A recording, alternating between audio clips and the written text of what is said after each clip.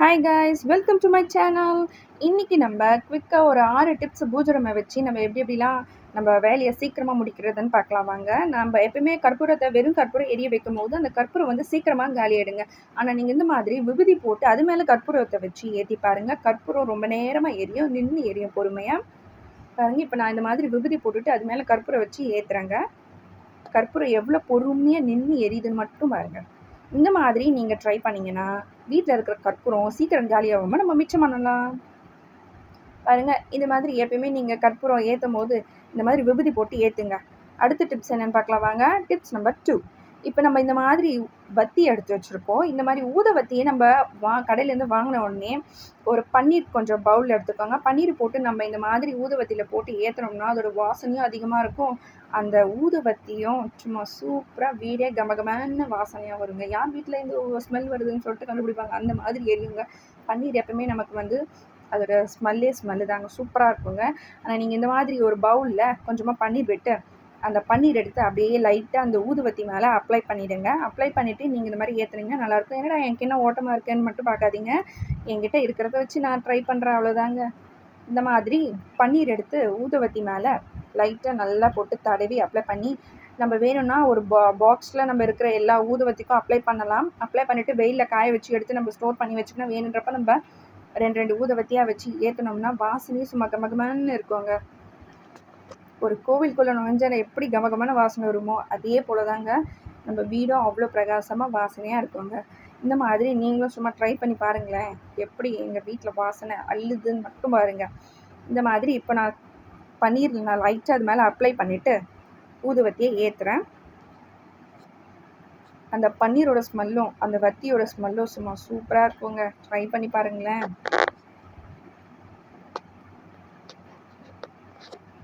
இப்போ நான் அதை பற்ற வச்சு காமிக்கிறேன் பாருங்கள். பற்ற வச்சுட்டேன். நம்ம பன்னீர் தடவுனதுனால எங்கே எரியாதோன்னு சொல்லிட்டு லைட்டாக டவுட்லாம் படாதீங்க, நல்லா எரியும். ட்ரை பண்ணுங்கள். டிப்ஸ் நம்பர் 3 நம்ம என்ன பார்க்கலாம்னு பார்த்தீங்கன்னா, நான் கையில் எடுத்து வச்சுருக்கிறது வந்து கற்பூர தூள் பண்ணி எடுத்து வச்சுருக்கேன். இப்போ நம்ம விளக்கு ஏற்றும் போது திரி வந்து சீக்கிரமாக எரியாது. நம்ம பற்ற வச்சோம்னா கொஞ்சம் லேட் ஆகும், அதுக்காக டைம் எடுத்துக்கும். ஸோ அந்த மாதிரி நம்ம டைமை வந்து சேவ் பண்ணுறதுக்காக தான் இந்த மாதிரி டிப்ஸ் எடுத்திருக்கேன். என்னென்னு பார்த்தீங்கன்னா, நம்ம திரி எடுத்து வச்சுருக்கீங்க பாருங்கள். இந்த மாதிரி விளக்கில் எண்ணெய் ஊற்றி நம்ம திரி போட்டு வைக்கிறோம். அந்த திரி வந்து சீக்கிரமாக சும்மா கப்புன்னு எரின்றதுக்காக இந்த மாதிரி கற்பூரத்தை தூள் பண்ணி ஒரு பாக்ஸில் ஸ்டோர் பண்ணி வச்சுக்கோங்க. இது வச்சு இன்னொரு டிப்ஸாக இருக்குங்க. ஸோ இந்த மாதிரி தூள் பண்ண கற்பூரத்தை எடுத்து இந்த மாதிரி திரியில் போட்டு லைட்டாக நம்ம தடவி அப்ளை பண்ணிடலாம்.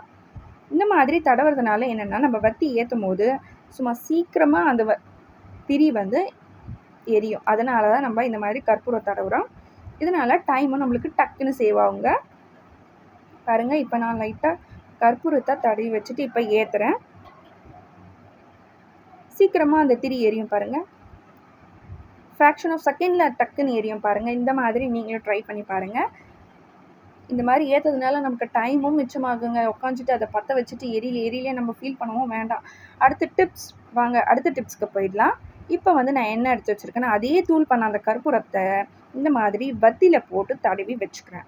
நம்ம எப்பப்போ வத்தி ஏற்றுறோமோ அப்பப்போ யூஸ் பண்ணிக்கலாம் இந்த டிப்ஸை நீங்கள். ஆனால் கற்பூரத்தை மட்டும் தூள் பண்ணி ஸ்டோர் பண்ணி ஒரு பாக்ஸில் வச்சிங்கன்னா ரொம்ப நாளைக்கு வரும் நமக்கு.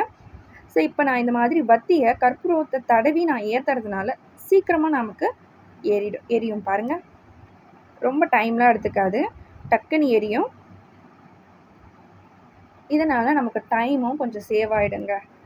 வாங்க அடுத்த டிப்ஸ் போயிடலாம். அடுத்த டிப்ஸ் வந்து என்னென்னு பார்த்தீங்கன்னா, நான் பன்னீர் எடுத்து வச்சுருக்கேன். இந்த பன்னீர் வந்து கொஞ்சமாக ஊற்றி கிணத்துல ஊற்றிக்கிறேன் பாருங்கள். இந்த மாதிரி ஒரு கிணத்துல ஊற்றிக்கிட்டு அதில் லைட்டாக கொஞ்சமாக நம்ம மஞ்சத்தூளை சேர்க்க போகிறோம். எதுக்காக இந்த பன்னீர் மஞ்சத்தூள்னு யோசிக்கிறீங்களா?